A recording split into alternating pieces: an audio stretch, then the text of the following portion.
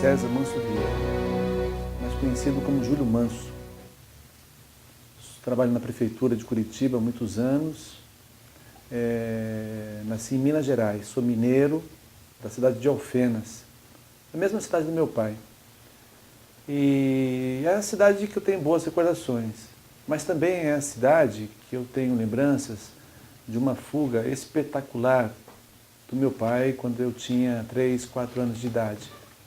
Em 64, no golpe, meu pai tem que sair às pressas e a gente sai numa charrete e disparada. Fomos avisados que a polícia ia bater lá em casa e meu pai consegue colocar todos numa charrete. E por mais de 2 dias a gente saiu por interior de Minas buscando abrigo. Isso marcou bastante a cidade de Minas Gerais. E minha vida tem muita relação com a questão da vida democrática desse país. Nasci numa situação de pessoas bastante envolvidas com as questões políticas, principalmente as questões de um mundo diferente do que a gente percebe hoje. Meu pai era um socialista e sempre defendendo essas causas. Evidentemente que isso vai nos influenciar muito. Você, de lado de um homem que consegue socializar a sua comida, socializar o seu ganho, é prova de um cidadão diferente. Nunca vi meu pai fazendo militância política pensando numa outra situação que não seja o bem público ou o bem de todos. Bem, mas o que me marca bastante, que eu acho que vale a pena estar relatando aqui, é a minha trajetória, basicamente, começa nos anos de 1975. Eu tinha 14 anos de idade, meu pai torna-se um preso político, fica 3 anos numa condenação preso no AU. Evidentemente que essa situação me coloca como um jovem uma necessidade muito grande de lutar pela democracia no país. Já desde pequeno meu pai cultivava as ideias libertadoras e em 75 meu pai preso, nós 4 irmãos bastante imaturos, a gente sai para a luta. Imediatamente me envolvi com o movimento estudantil, no Grêmio do colégio onde estudava, e fui bastante reprimido enquanto estudante. Eu era presidente de turma do meu colégio, Xavier da Silva, aqui em Curitiba, e sempre pude estiar a bandeira nacional, cantar o hino. Eu sempre era convocado para esse tipo de ação por ser representante de turma. Aqueles dias de prisão do meu pai, jamais filho de comunista pudesse estiar uma bandeira. Jamais filho de comunista pudesse ser representante de turma. Esses meus direitos foram cassados. Fui proibido de estiar a bandeira e ir na frente da minha turma cantar o hino nacional. Dentro da escola a gente foi bastante um processo de humilhação bastante grande, chamado constantemente na sala do diretor, e lá a gente encontrava com pessoas buscando outras informações, bem complicado mesmo. Agora, também me trouxe uma energia muito grande. Quanto mais proibido, quanto mais as pessoas achavam que a gente tinha que ficar realmente calado, mais me movia no movimento de luta. E me lembro que quando a minha unidade do meu colégio foi para o Colégio Estadual do Paraná, um grande colégio com quase 6.000 estudantes, para mim foi um prato cheio, cheio de alegria e de vontade de luta. Ali eu senti que realmente estava numa situação privilegiada. Um país ainda sobre ditadura, um país sobre ameaça, um país ainda sobre qualquer tipo de coerção, de dificuldade mesmo. Ora, o que a gente foi fazer? Reconstruir o Grêmio do Colégio Estadual do Paraná. Para vocês terem uma ideia, uma das poucas entidades estudantis no país que não se fecha é uma entidade secundarista aqui no Paraná. A UPES, a União Paranaense dos Estudantes Secundaristas, é uma entidade que não fechou, assim como a entidade do Rio Grande do Sul também. Isso dava para entender como era beneficente o movimento estudantil com a ditadura e com a repressão. Quando eu entrei no Colégio Estadual do Paraná, o nosso Grêmio estava totalmente desarticulado. Rapidamente se movemos no sentido de reconstruir o Grêmio, reconstruímos o GECEP, foram 3 entidades que lutaram bastante no sentido de trazer aquela forma de luta para os estudantes. E o Grêmio foi uma bandeira muito significativa. Primeiro que a gente começa, dentro do movimento estudantil, ter uma influência muito grande na região de Curitiba, na região paranaense como um todo. O Grêmio Estudantil do Colégio Estadual do Paraná é a primeira entidade, de fato, a sair nas ruas depois do golpe, depois do regime em Curitiba. Eu me lembro que em 77 organizamos uma passeata com cerca de 200 estudantes por Curitiba, exigindo a liberdade de presos políticos, exigindo a liberdade de organização dos estudantes e das forças sindicais. E isso era uma manifestação dos movimentos secundaristas. Mais tarde, num encontro pró-DCE, do Diretório Central dos Estudantes, os estudantes secundaristas estavam presentes, inclusive levando apoio significativo para a reconstrução das entidades universitárias. E esse movimento secundarista não foi de flor, não foi uma coisa fácil também. Era muito importante a gente ter registro aqui que a repressão bateu e bateu forte no movimento secundarista. Né? Dentro do próprio Grêmio Estudantil, a gente teve a sede invadida várias vezes, nossos membros da diretoria eram intimidados constantemente, existia um agente da SNI na frente da sala do nosso diretor. Toda manifestação, toda saída, todo movimento que a gente fazia, a gente estava sendo vigiado e todo dia tinha relatório para esse agente. Eles sabiam de tudo o que se acontecia na minha vida, de todos os detalhes. Era uma coisa assim absurda o grau de vigilância. E eles nunca conseguiram nos intimidar, nunca conseguiram deixar as forças se apagarem. Eles não tinham essa condição e mesmo a gente não conseguia dizer não. Fundamental para a gente era a luta. E esse Grêmio teve um papel importante. Foi tão importante que a gente conseguiu trazer para Curitiba o Congresso de Reconstrução da União Brasileira dos Estudantes Secundaristas. A UBS era uma entidade que também, junto com a UNE, estava se reconstruindo a nível nacional. E o nosso Grêmio, a nossa influência no movimento estudantil do Paraná era significativa. E o Grêmio consegue, junto com a UBS, trazer para Curitiba o Congresso de Reconstrução. Foi um grande congresso com quase 3.000 estudantes secundaristas do Brasil inteiro, aqui, manifestações, e isso foi um fato marcante. Outro fato marcante também, que eu acho que é bacana na minha vida, foi no sentido que quando senti a necessidade de pôr os pés no chão, né, já fora do movimento estudantil, fui trabalhar na Prefeitura de Curitiba, onde estou até hoje, e naquela época, em 80, logo depois dos anos 80, as entidades de servidores públicos também eram proibidas, a gente não tinha sindicato, a gente não tinha associações, e naquele momento foi um momento bastante rico também. A redemocratização já batia nossas portas e conseguimos construir aqui em Curitiba uma associação dos servidores municipais de Curitiba. Mais tarde, essa associação se transforma no nosso sindicato dos servidores municipais de Curitiba.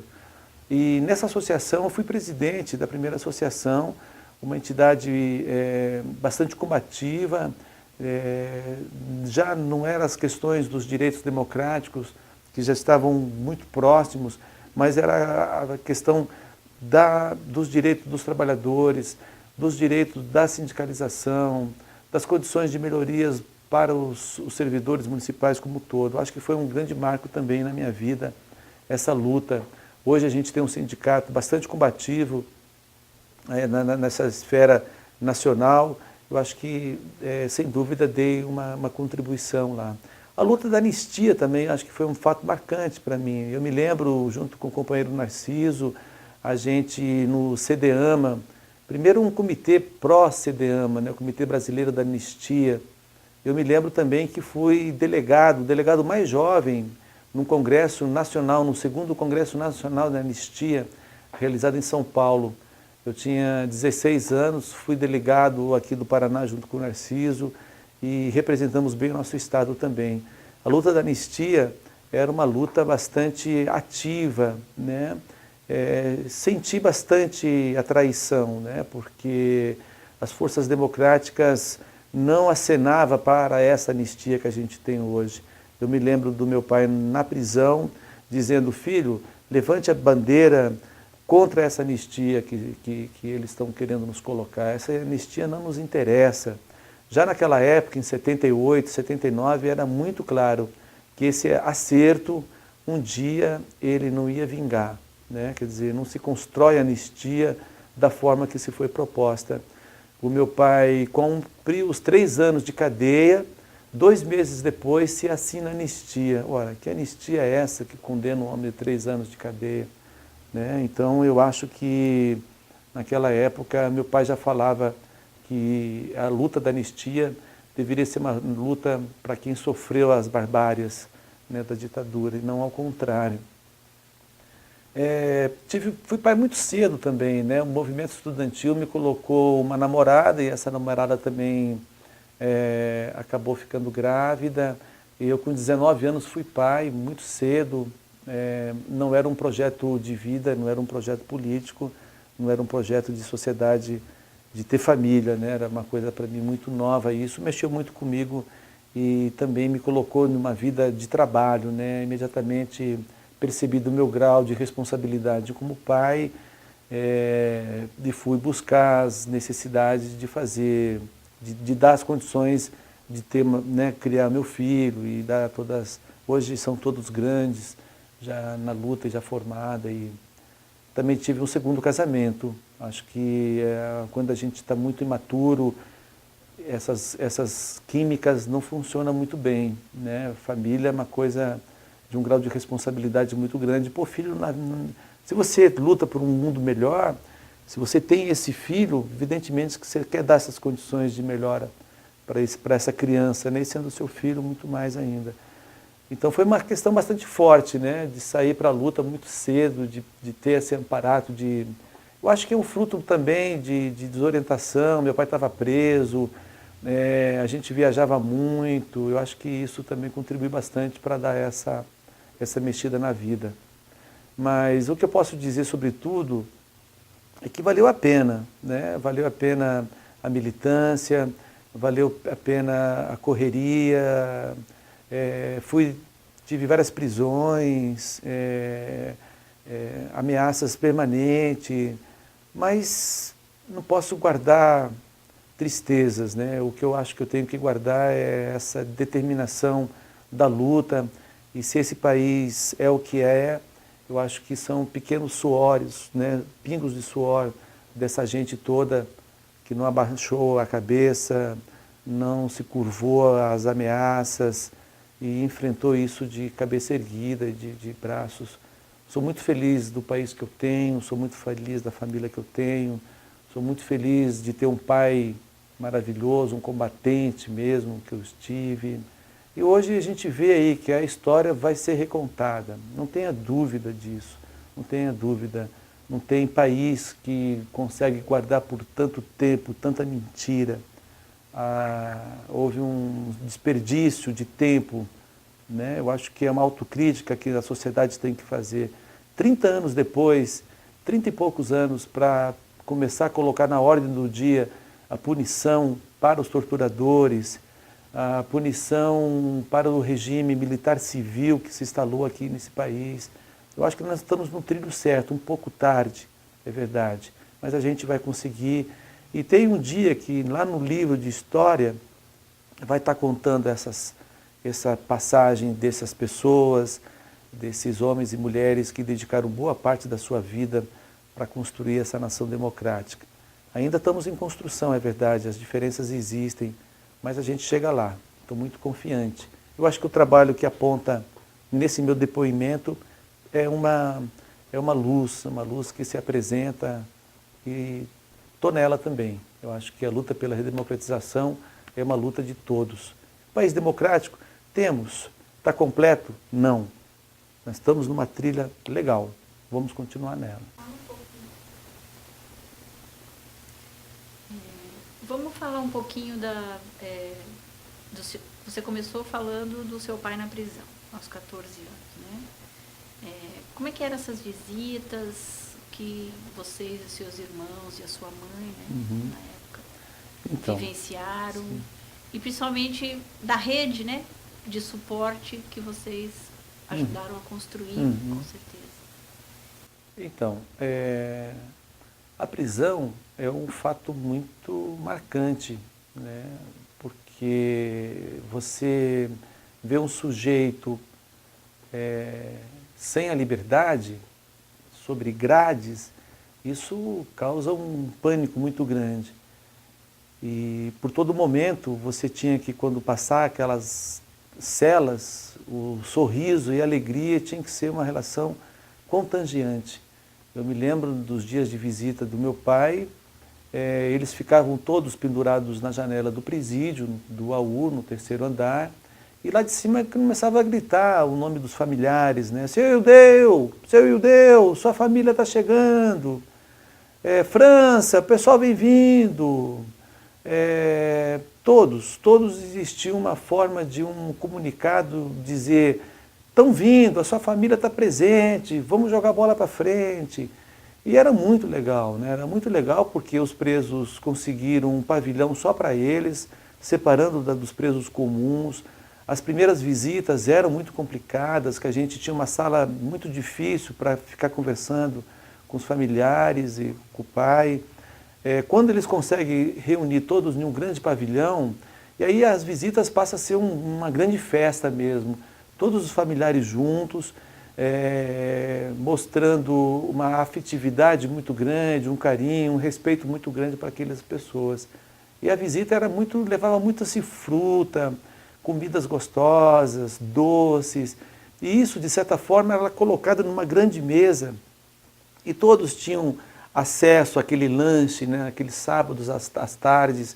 Era um dia de um lanche gostoso, um dia de passear com o pai pelos corredores, pela biblioteca que existia dentro do presídio. Outro fato bacana também nessas visitas é quando eles convidavam a gente para jogar bola dentro do presídio do AU. Era assim, os filhos dos presos políticos contra os presos políticos. E a gente era muito jovem, então a gente sabia da carga de tortura, a carga de sofrimento daquelas pessoas todas. E eram tardes gostosas de futebol, né? A gente gostava de jogar bola ali dentro. Para a gente não era uma situação muito fácil, né? Porque a gente era muito amolestado. Ver jovens de pernas de fora dentro de um presídio era uma situação muito, muito delicada.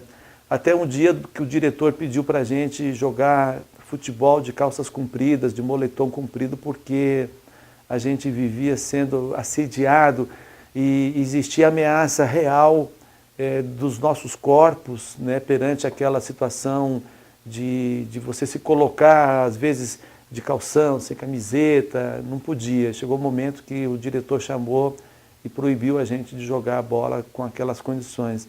É um outro fato marcante também. Me lembro também do meu pai trabalhar na padaria do presídio. Quando lá para o 2º ano de prisão, ele já tinha bom comportamento, todo mundo adorava os presos políticos prestavam um ato de solidariedade muito grande aos presos comuns, e o diretor tornou-se um grande camarada dos presos políticos. E volta e meia, meu pai conseguia uma licença para trabalhar na padaria. Meu pai gostava muito de culinária e ele ia para a padaria. Eu me lembro muito bem que meu pai sempre procurava separar 2, 3 pães, colocava na nossa mochila. Filho, leva pão para casa, né, no sentido de dizer: vai, meu filho, vai.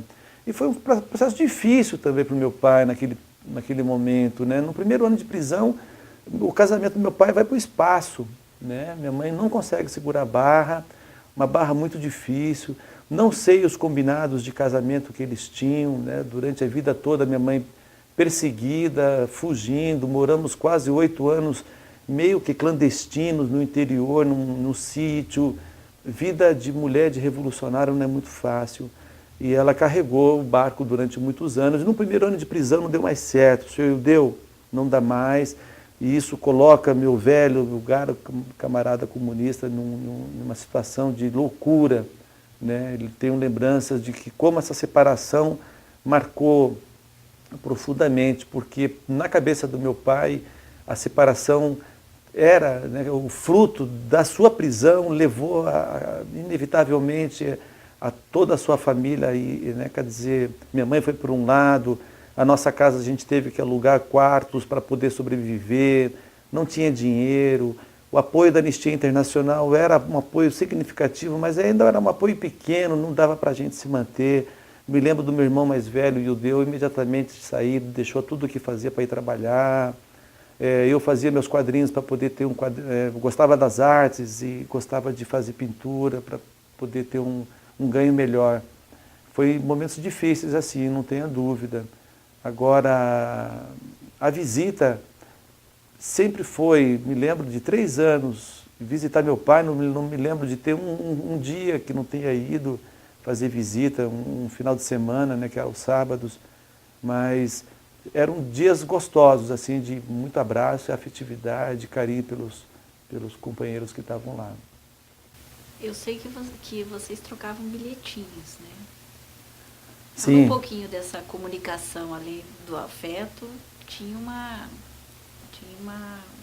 relação mais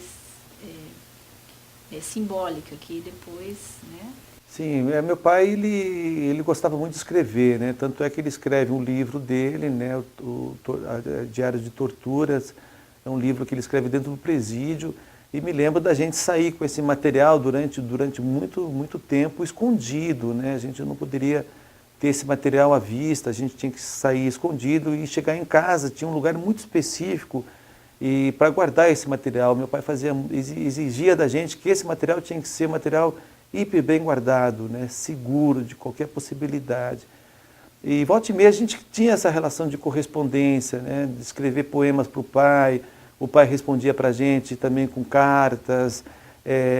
Meu pai também, volta e meia, ele pedia: meu filho, por favor, você tem que nos ajudar, existe um preso comum que precisa de ajuda. Ele escrevia bilhetinho, a gente tinha que passar esse bilhetinho para a família. Eram relações de solidariedade mesmo, acho que isso era uma questão muito marcante. Isso marcou muito a passagem dos presos políticos pelo AU, né? Porque os presos comuns, eu me lembro de salvas de palmas para os presos, quando era um preso libertado, saída da cadeia, existia um tumulto no presídio de boas-idas, né? Não eram boas-vindas, eram boas-idas. Então, acho que isso era um fator bastante forte dentro do presídio. Aqueles presos políticos conseguiram mexer na estrutura. E essa ideia de comunicação era muito forte, né? O bilhete, sempre uma notícia, alguém que o papai queria que a gente avisasse. Aquele bilhete era um bilhete clandestino, a gente tinha 1000 formas de esconder aquilo, porque existia a revista na entrada e existia a revista na saída também, né? Então a gente era totalmente revistado. E o meu irmão caçula, né, que na época com 13 anos, 14 anos de idade, por ele ser menos visado, era o que mais levava material clandestino. A gente colocava todo nele, porque a gente sabia que ele era um menorzinho, muito quietinho, né? Não aparecia ameaça nenhuma ali. E a gente, por muitas vezes, conseguia, via meu irmão caçula, sair com material e tal. E hoje é importante esse livro, né? Tanto o Sequelas de Tortura como o Diário de Prisão, são 2 livros que hoje tem uma certa referência, né? As pessoas procuram. Eu acho que são um documento muito significativo e produzido pela memória do meu pai aí.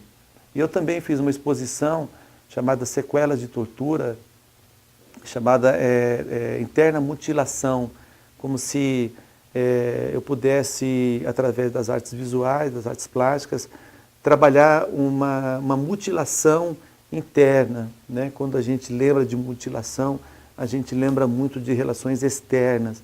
E ali eu tento focar um pouco a ideia interna.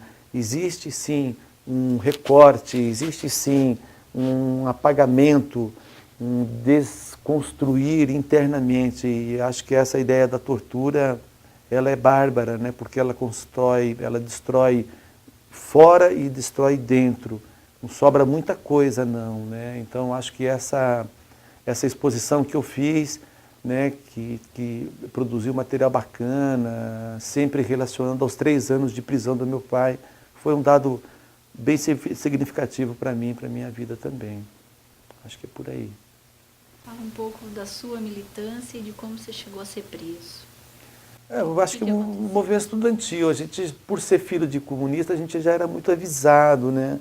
Qualquer manifestação que a gente fazia, mesmo antes do Comitê Pró-Anistia em Curitiba, a militância era de choque mesmo, e a gente não se curvava, a gente não se intimidava, acho que a palavra era essa mesmo, né?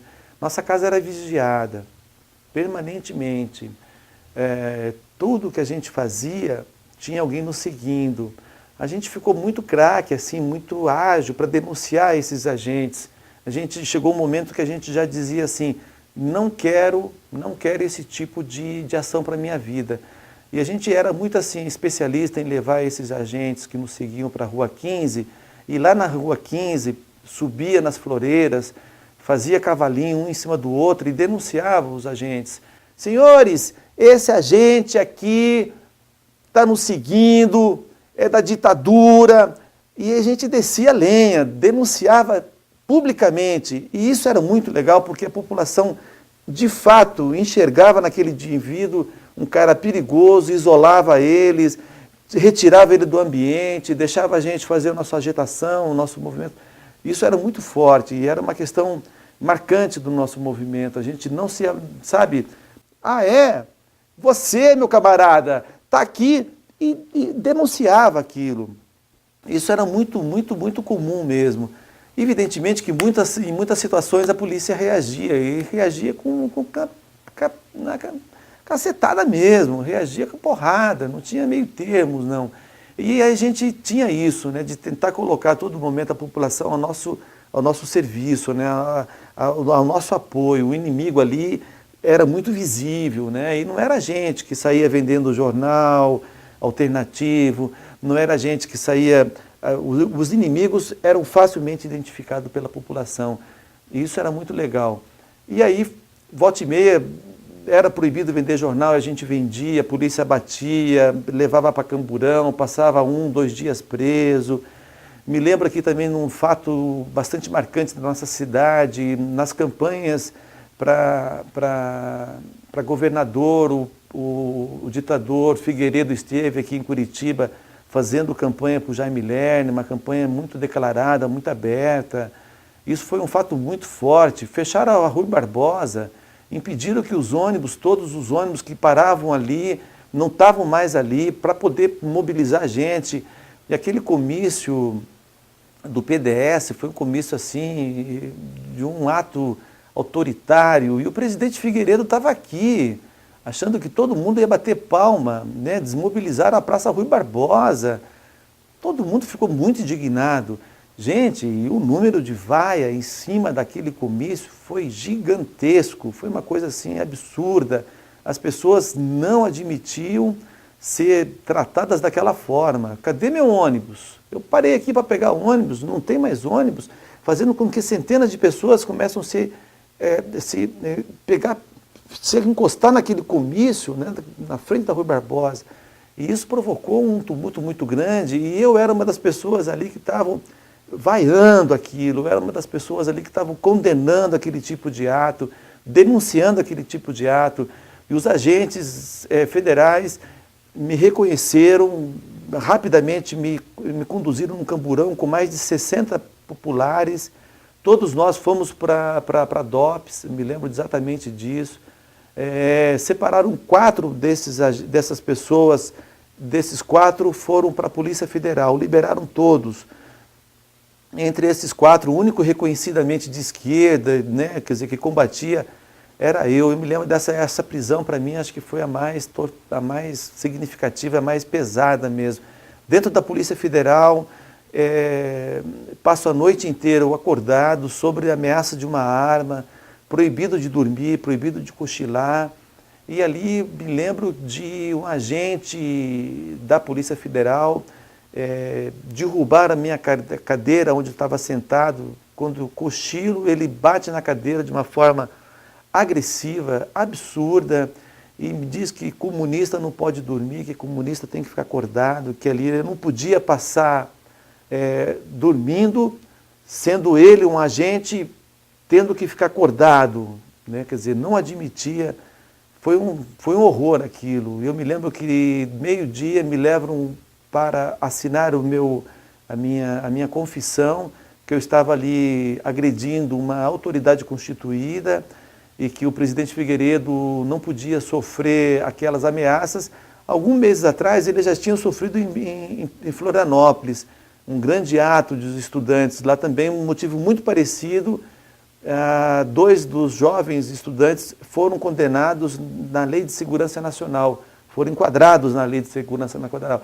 E naquele momento, naquela delegacia da Polícia Federal, eles me colocam um papel para mim assinar a minha condenação, dizendo que eu fiz um ato de agressão a um presidente da República, portanto, eu agredi a Lei de Segurança Nacional, eu estava sendo enquadrado na Lei de Segurança Nacional e eu precisava assinar aquilo.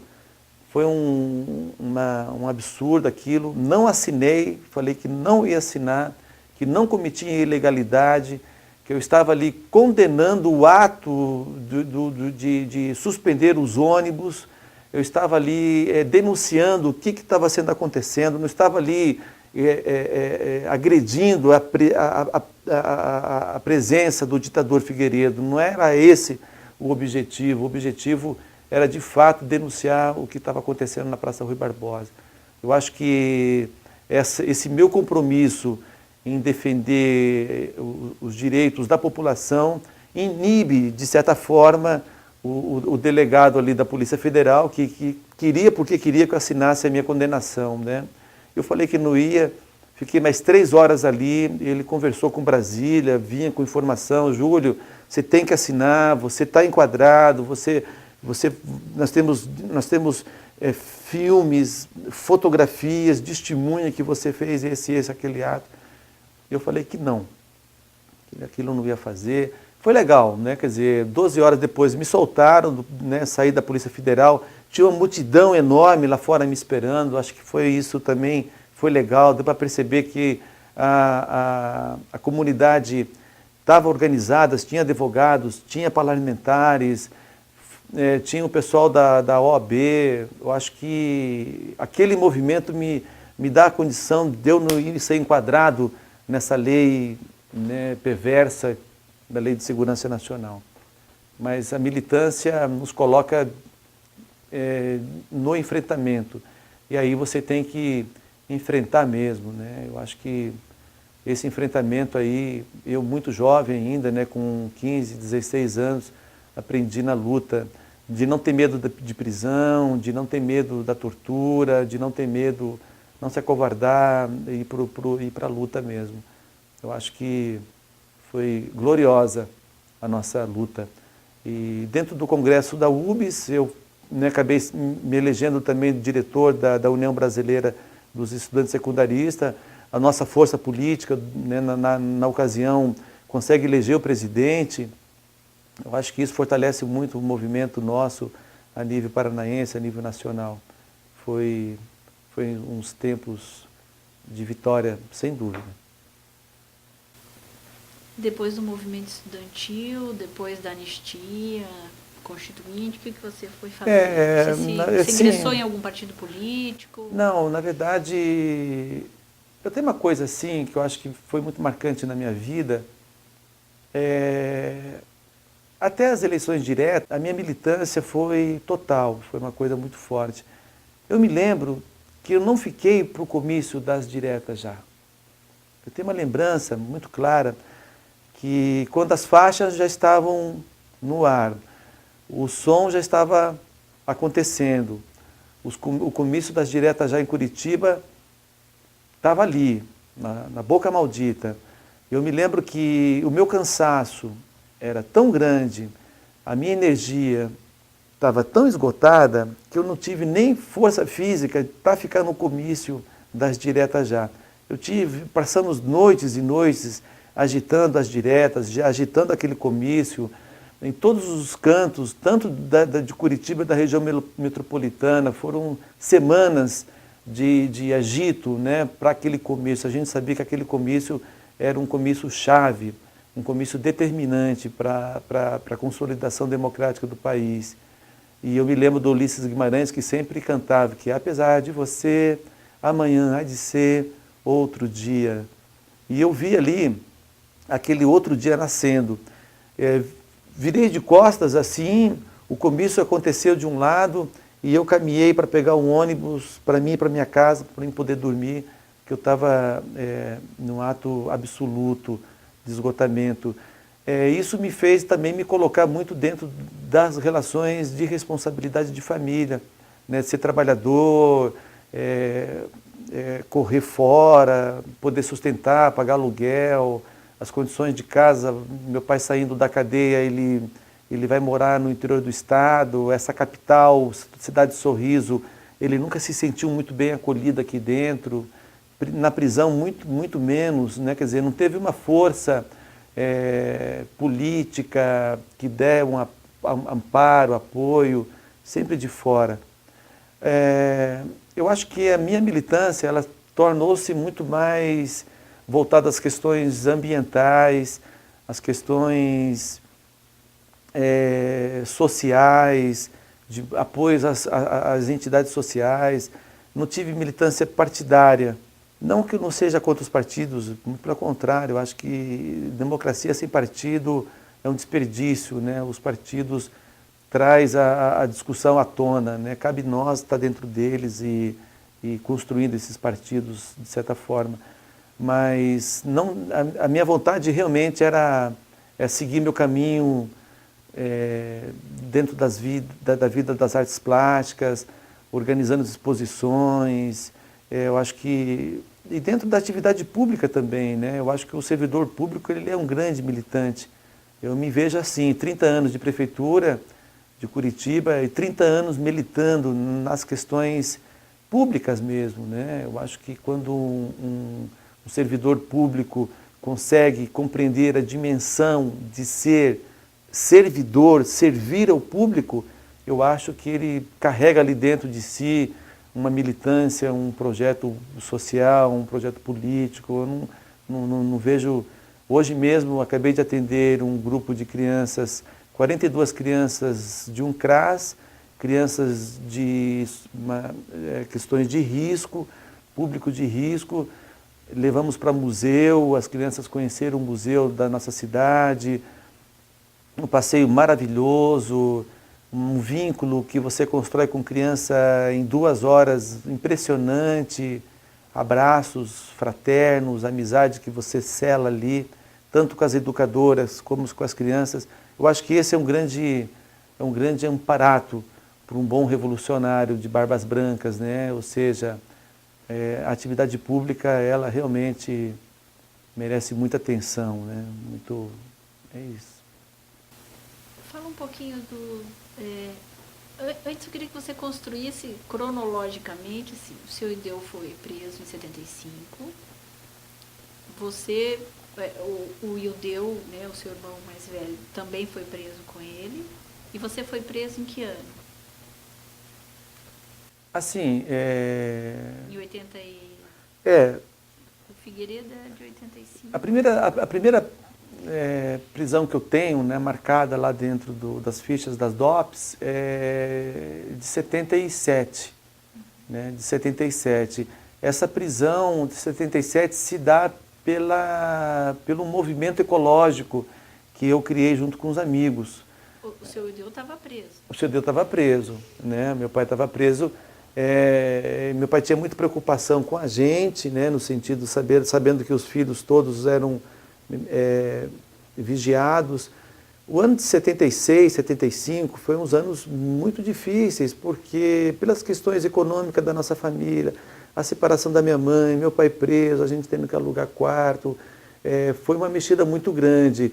E o pavor, né, da imagem do pai que sofreu 15 dias de tortura, essa imagem desse homem torturado, você realmente percebe que do outro lado da guerra existe um jogo baixo, um jogo perverso, de um grau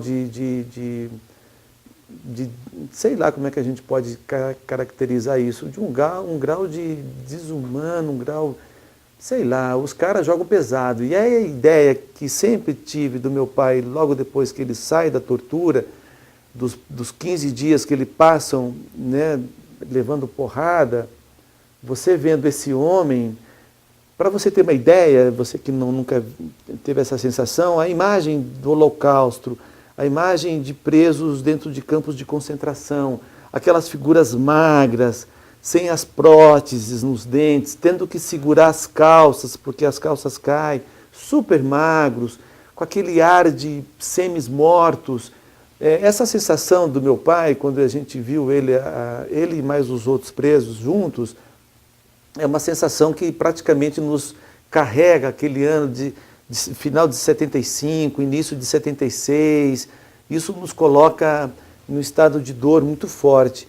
A partir de 77, né, que o ar a gente ouve a palavra anistia, a gente já tem um contato com a Anistia Internacional, isso já nos deixa, de certa forma, prontos para a luta, né? Isso me coloca de imediato, não é uma luta partidária, mas a luta do meio ambiente.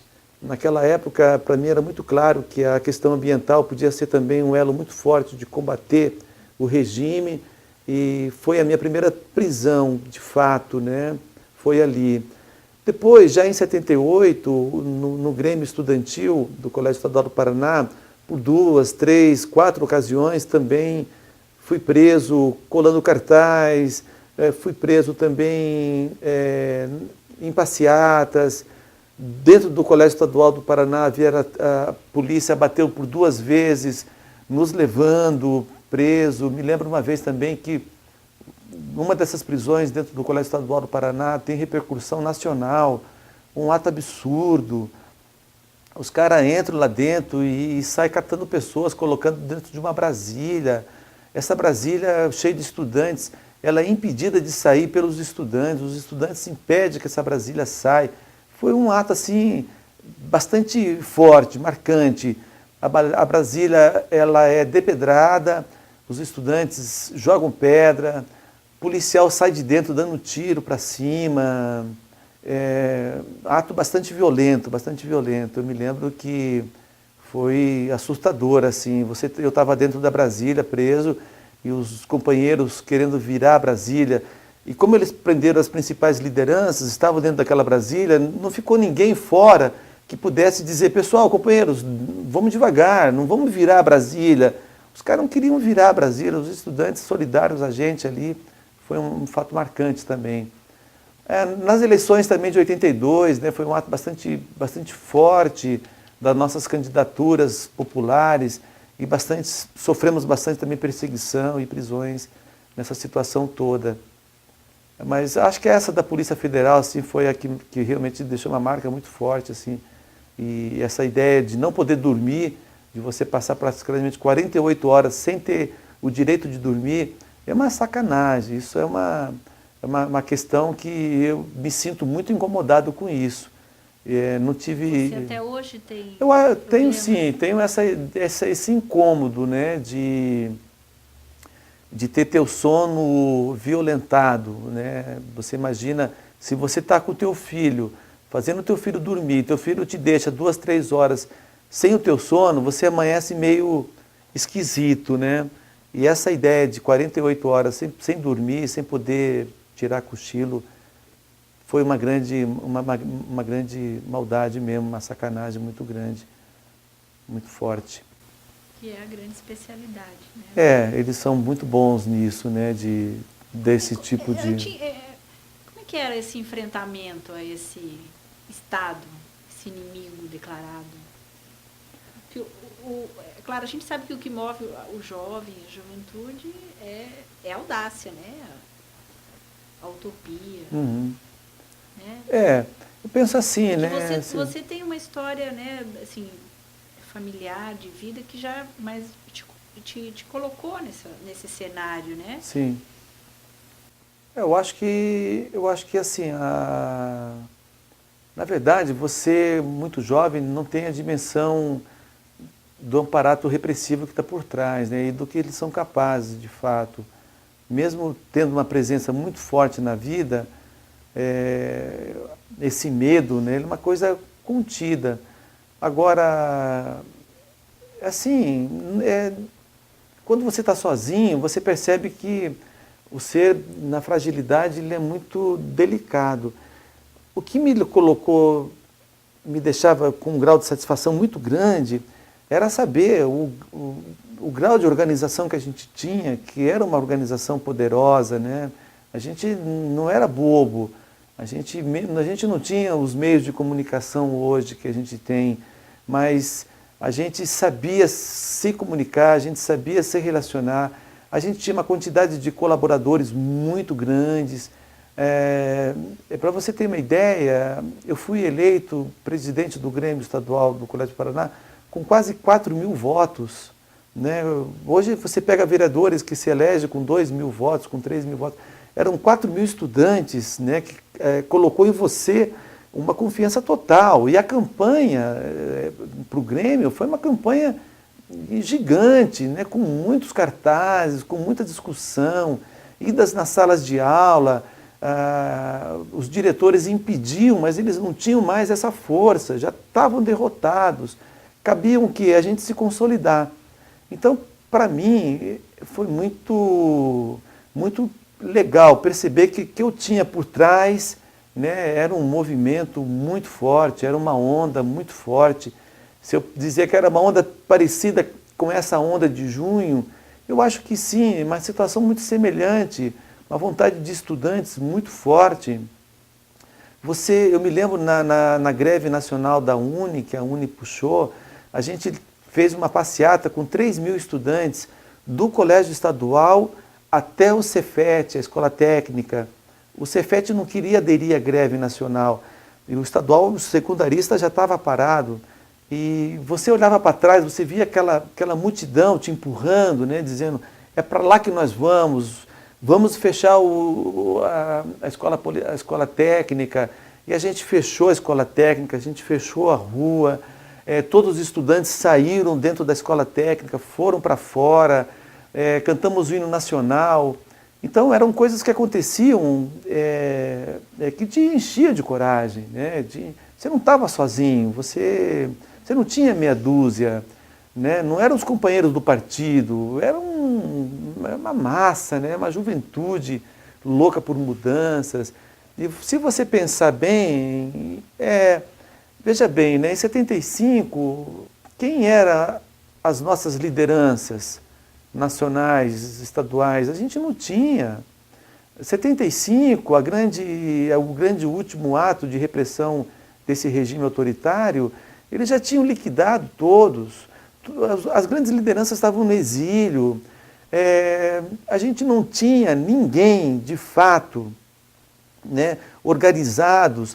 Em 72, matança, o pessoal do PCdoB super eliminados, né, suas grandes lideranças.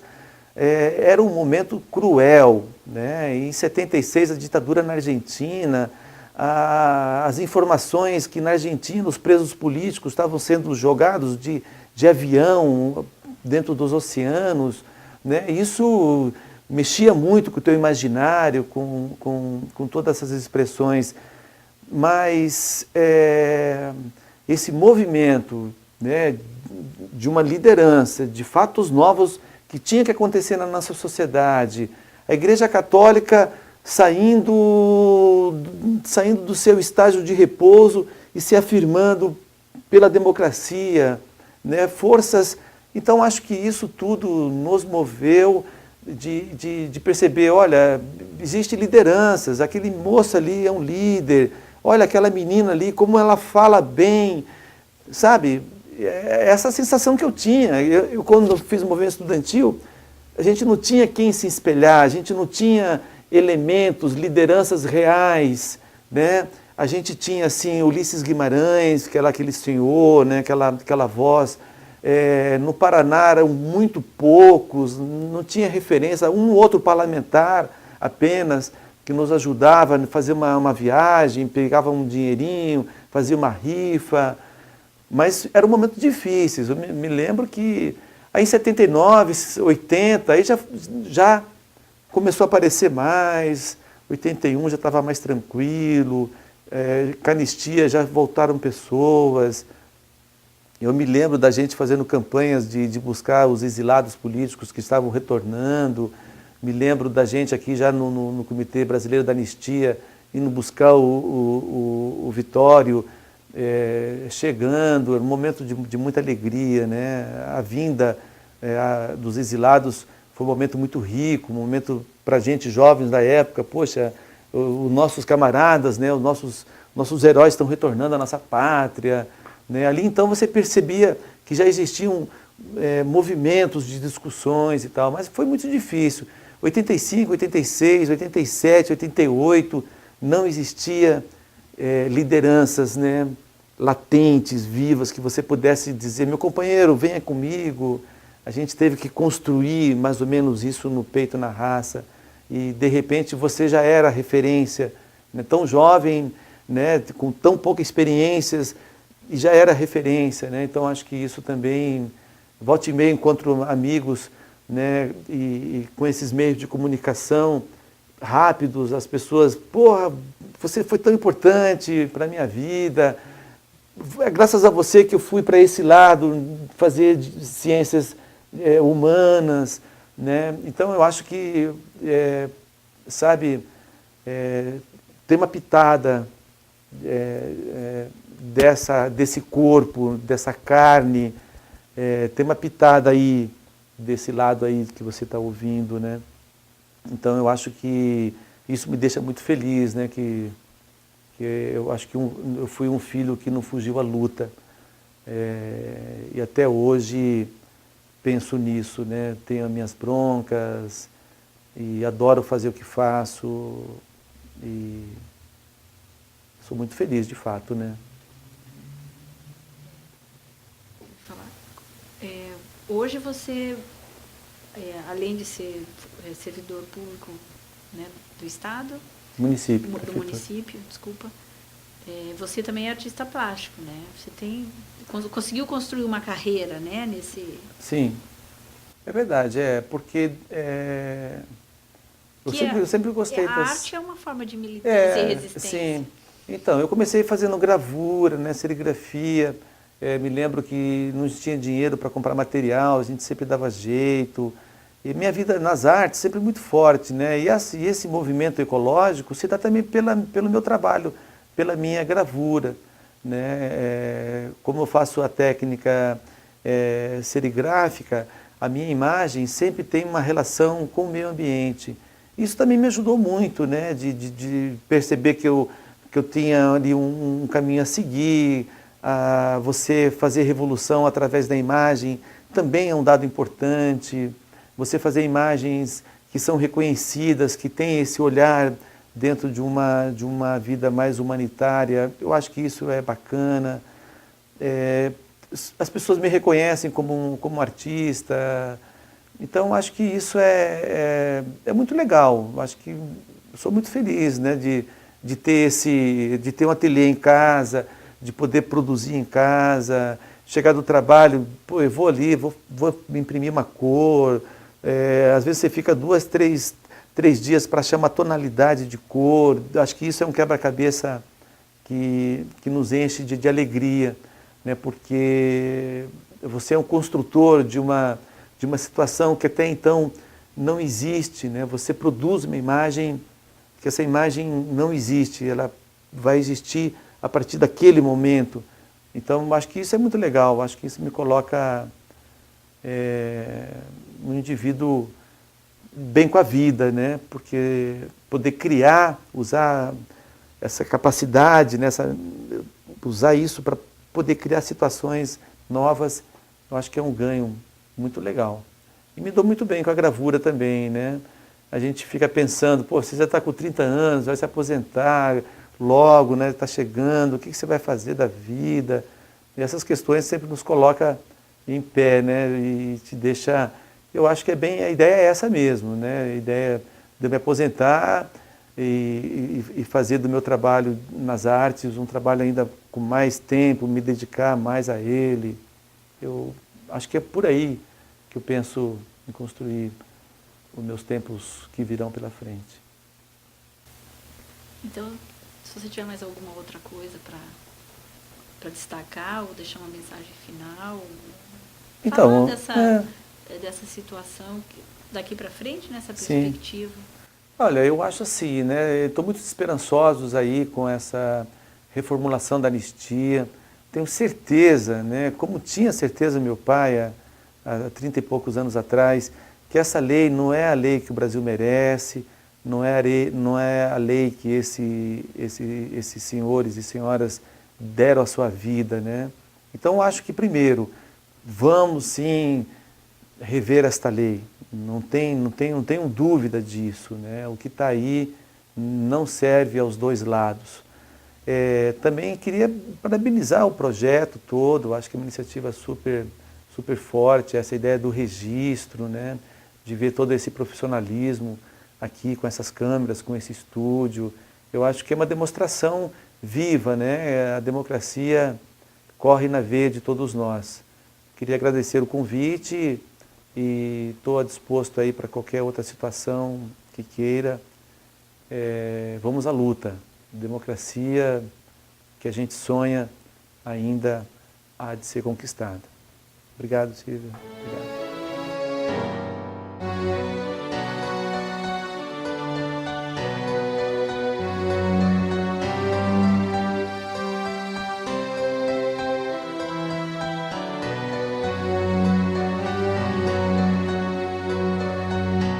Ouça bem esta canção, ela fala pra você. Ela fala de um tempo que ninguém pode esquecer, de um tempo em que alguns homens impuseram a tirania, muitos outros responderam com a sua rebeldia. Os tiranos implantaram longa noite de terror, tentaram calar a todos, provocando muita dor. Censuraram a cultura e toda a cidadania, calaram toda a voz, promovendo a vilania.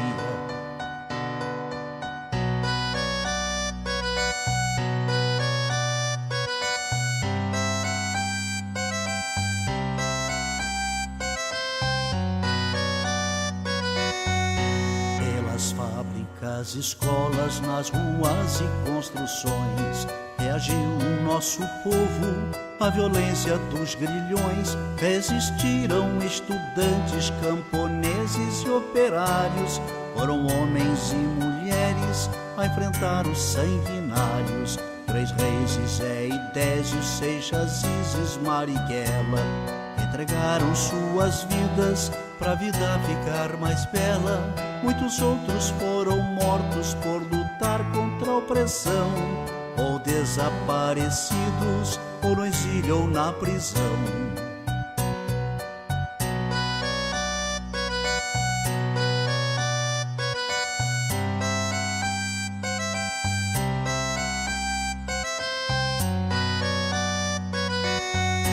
Com a luta desses homens derrotou-se o opressor.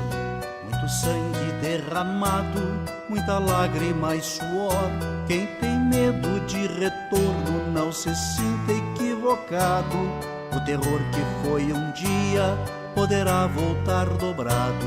A mesma vigilância de quem ama a liberdade poderá impedir que volte o império da maldade. Mas a luta continua por justiça e pelo pão, pela reforma agrária, por saúde e educação.